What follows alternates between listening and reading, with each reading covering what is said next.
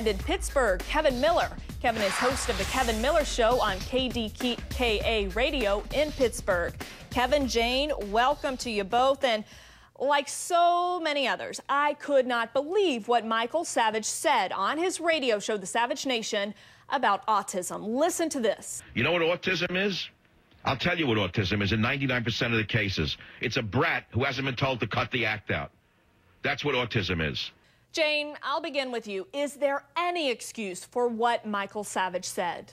I really believe Michael Savage is a very sick man who needs to get psychiatric help. He needs to step down from his show, and he needs to find out why he has to be so hateful to autistic children and to women he considers feminists and to gays and to immigrants and anybody who's downtrodden he loves to kick. This man is sick. The people I blame are the media executives who hire these hate mongers. Get that show off the air. Kevin, do you agree with Jane that Michael Savage is a sick man and actually needs treatment? Do you agree with her on that and that he crossed the line? Well, Brooke, I will say this, that Michael Savage is a brilliant talk show host, and whether we like what he says or not, this is America. He's the third most popular talk show host in America. He did cross a line, but he does what talk show hosts have done each and every day of the post-Imus age. They push the envelope to get the ratings, to get the revenue for their advertisers. But is that an excuse for what he said in this instance? Is that an excuse? It's the fact that we live with every day. The idea that he said something. He also said, let's not have a rush to judgment. And by the way, whether we like it or not, we are talking. Let's not have a rush to judgment because it involves him. Wait a minute. If it involves anybody else, Jane. Excuse me, Jane. I didn't interrupt you. Please give me the common courtesy. You and I have been on TV before. Please give me that, extend me that courtesy. Thank you very much, ma'am. So anyway, back to the story. This is what talk show hosts deal with each and every day. And, you know, Jane can get on here and have her phony outrage and everything else, but I listen to Michael Savage. Oh, the bottom line here is that he's successful. Guys, one thing I asked, do not start attacking each other. Kevin, make your point.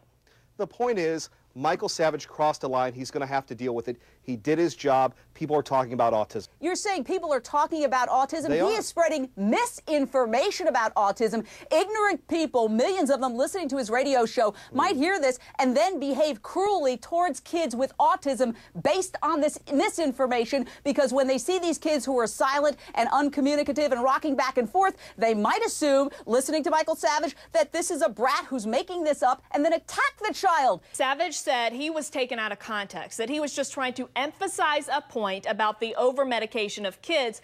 Kevin, do you buy that explanation?